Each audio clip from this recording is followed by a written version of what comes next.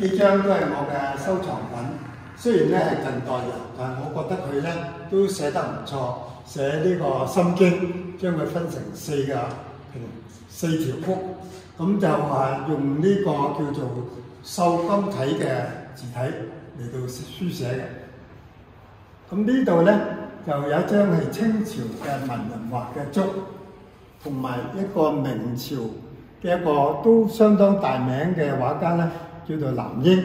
咁呢張畫咧保存得好咧，雖然咧超過400年，但係咧成張畫咧都仲好新淨，即係佢收藏同埋保養得好。咁呢度幾張鏡面咧，呢張係清朝嘅一個畫家畫。咁呢種咧就係我哋中國傳統嘅文人畫。呢幅咧係近代一個好大名嘅畫家咧，叫吳昌碩。但係一般吳昌碩嘅畫咧係好少見到咁工整嘅畫嘅，因為大部分見到嘅都係佢晚年嘅畫。呢個係佢早年嘅畫咧，係學呢個八大山人嗰種風格，就係成個畫面咧係畫好少字而好大嘅留白空間。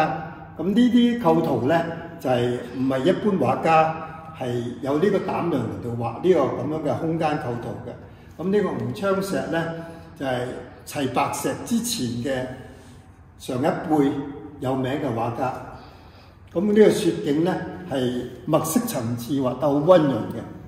呢幅咧就係舊上海時期喺呢個上海裏邊一個最出名嘅畫家叫鄭萬陀。當時所有嗰啲月曆牌嗰啲仕女圖咧都係佢畫嘅。